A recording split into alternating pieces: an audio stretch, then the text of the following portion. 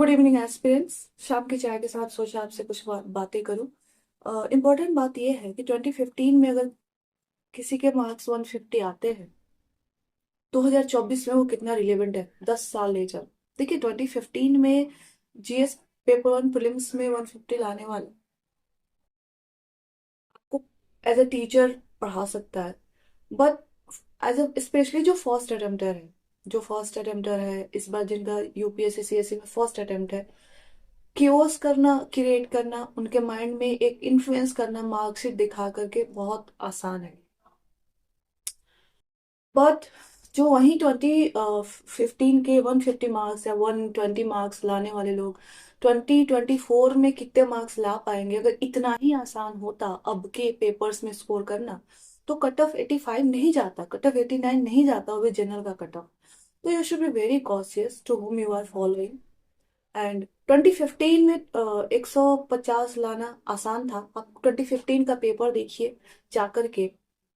Those उस समय ऐसे था ना कि जिन्होंने विजन के क्वेश्चंस लगा लिए हों, और जनरली कैंडिडेट्स करते हैं कि टेस्ट सीरीज के क्वेश्चन रट जाते हैं, और विजन के ही अगर उन्होंने क्वेश्चन रट लिए हों तो वो जाकर के पेपर क्वालिफाई कर सकते थे। यूपीएससी ने विजन को फॉलो नहीं किया था, बट जो क्वेश्चन थे वो इतने डायरेक्ट नेचर के थे। करंट अफेयर से 30 35 40 सवाल थे और सारे क्वेश्चंस डायरेक्ट नेचर के थे। कोई एप्लीकेशन ऑफ माइंड नहीं था, कोई एप्लीकेशन ऑफ कंसेप्ट नहीं था। सी सेट इवॉल्विंग था, लेकिन सी सेट उस समय अभी के कंपैरिजन में ज्यादा आसान था एज कम्पेयर टू स्पेशली दो फ्रॉम इंग्लिश मीडियम। मैं उनकी बात कर रही हूँ। 2018 में भी आप जाकर देखिए, कट ऑफ 105 108 के आसपास रहा है। 2019 2020 ऑनवर्ड्स जो कट ऑफ गिरना स्टार्ट हुआ है, कैंडिडेट्स वही हैं, इंस्टीट्यूट्स भी वही है, मटेरियल भी वही है। लोगों ने मेहनत करना कम नहीं किया है। रिसोर्सेस बढ़ गए हैं। कोचिंग इंस्टीट्यूट्स और आपके बीच में यूट्यूब के जो ये मेंटोर्स हैं, ये बढ़ गया है। बट कट ऑफ क्यों कम हो रहा है? कट ऑफ तो हाई जाना चाहिए, क्योंकि बहुत सारे रिसोर्सेस इतने हैं, इतना ज्यादा मेंटोरशिप एक्सेसिबल है, इतनी सारी ओपिनियंस एक्सेसिबल है। लास्ट ईयर यानी 2023 में मैंने बहुत सारे प्लेटफॉर्म्स को देखा यूट्यूब पे। देखिए आपको जो ये एलिमिनेशन टेक्निक है ना, ये सारी चीजें यूट्यूबर्स आपको बताते हैं, कोचिंग इंस्टीट्यूट नहीं बताती है। और लास्ट 2023 में इतना हजार्डस रहा है ये कि इस तरह का भी वीडियो बहुत फ्लोट कर जाएगा कि भाई 70 क्वेश्चंस बिना पढ़े ही बना सकते हैं, और आप देखेंगे भी उसको। बट यकीन मानिए, ले दे के एग्जाम में आपकी नैया डूबेगी, वैसी आप पानी में ही जाएगी।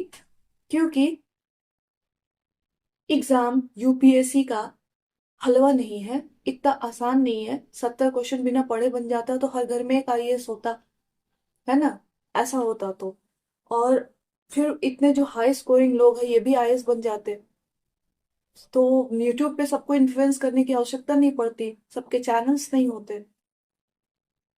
तो आप थोड़ा सा अपना डिस्क्रिप्शन, थोड़ा सा रीजनिंग लगाइए। मैं ये नहीं कर रही हूँ कोई गलत है या सही है, बट यकीन मानिए 2015 2018 इवन 2019 तक के मार्कशीट देख करके 2020 तक के please don't get influenced.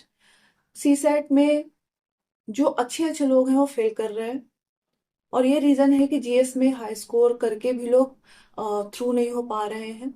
C set पे फोकस करिए, और बहुत वाइजली आपको अपना टाइम सी। आपको लगता है कि एक वीडियो देख रहे हैं, क्लिक कर रहे हैं, फ्री में हम देख रहे हैं, नहीं, वो आपसे फ्री में नहीं ले, आप उसको फ्री में कुछ नहीं दे रहा है।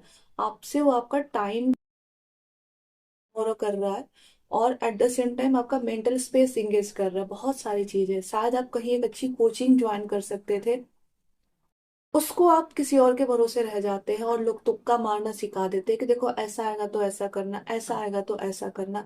और ले दे के एग्जाम में कुछ नहीं होता। कोचिंग्स पैसे लेते हैं, तो उसके एवज में वो आपकी रिस्पॉन्सिबिलिटी लेते हैं कि एटलीस्ट आपका ये कोर्स एक सर्टेन पीरियड ऑफ टाइम तक कंप्लीट होगा।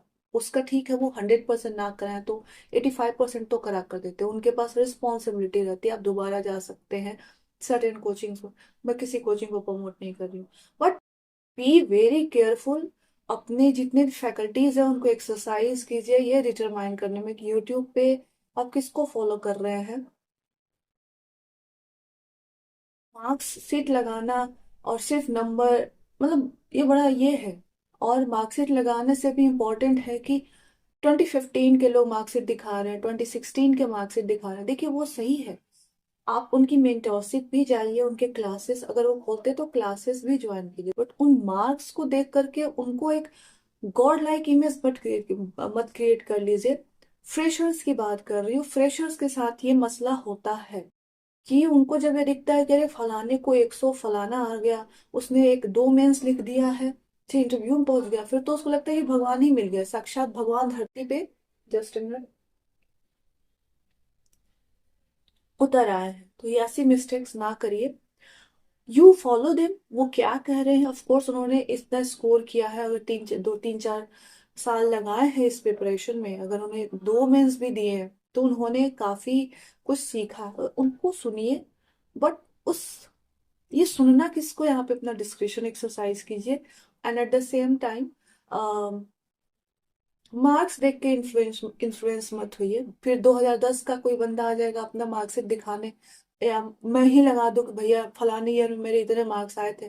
कोई आवश्यकता नहीं है, मार्क्स देखकर इन्फ्लुएंस मत होइए।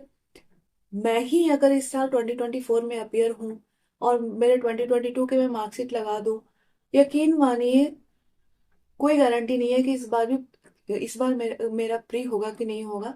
मेरे पीछे के मार्कशीट वो सिर्फ धरे के धरे रह जाएंगे। तो बहुत ही अनप्रिडिक्टेबिलिटी है इस एग्जाम में, पूरे प्रोसेस में। अपना डिस्क्रिप्शन इस्तेमाल कीजिए, स्पेशली फ्रेशर्स। आपको जिसको सुनना आप सुन सकते हैं, but don't get influenced by there marksheets. बस मुझे यही कहना था। That's it. Thank you very much.